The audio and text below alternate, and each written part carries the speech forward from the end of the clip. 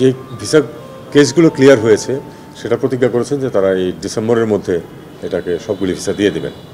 20,000 ভিসার বা তার কাছাকাছি অন্তত যেন এই বছরের শেষ নাগাদ ইস্যু হয়ে যায়।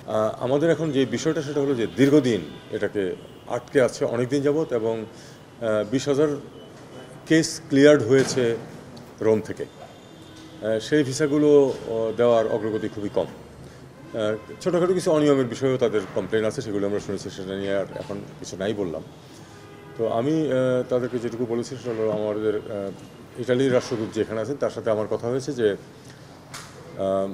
তারা 2-3 জন অতিরিক্ত লোক তাদের দেশ থেকে আসছেন এখানে মিশনে কাজ করার জন্য, এসে যাচ্ছেন। আসলেই তারা তাদের গতি বাড়বে। এবং দ্বিতীয় যে বিষয়টা সেটা হলো যে তারা যে ভিসা কেসগুলো ক্লিয়ার হয়েছে সেটা প্রতিজ্ঞা করেছেন যে তারা এই ডিসেম্বরের মধ্যে এটাকে সবগুলি ভিসা দিয়ে দেবেন।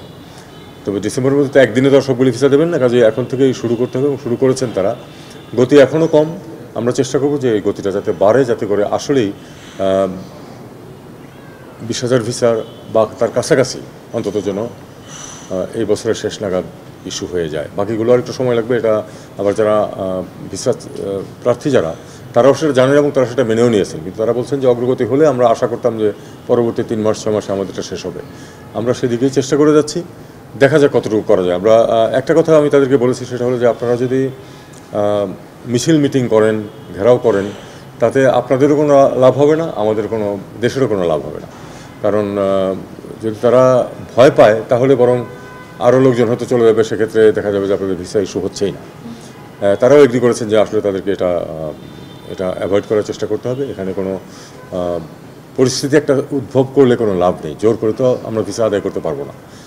বরং বেশি চাপ দিলে, আমরা চাপ দিচ্ছি যথেষ্টই, কিন্তু যদি ফিজিক্যালি ঘেরাও করা হয় বা এরকম, তাহলে বরং একটা আশঙ্কা থেকে যায় যে তারা আমাদের যেই প্রোগ্রামের অধীনে ভিসাগুলো ইস্যু হচ্ছে, যে লিগালি তাদেরকে নেওয়ার যে একটা প্রভিশন সৃষ্টি হয়েছে, সেটা কিন্তু ইচ্ছা করলে আমাদের দেশকে বাদ দিয়ে দিতে পারে।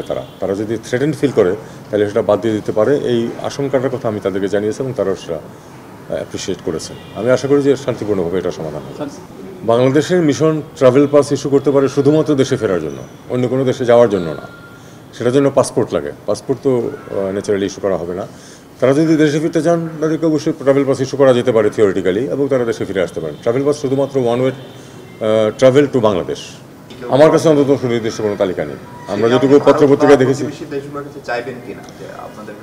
সেটা যদি প্রয়োজন মনে করা হয় যে এই তালিকা দরকার আমাদের, তাহলে চাওয়া যেতে পারে।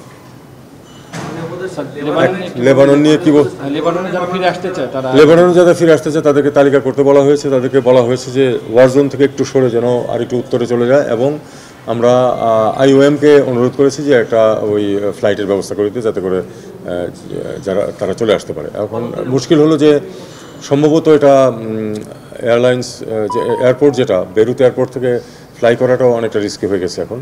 কাজেই আমরা সেটার জন্য বিকল্প পথে কোথাও চলে যেতে পারি, সেই চেষ্টাও করছি।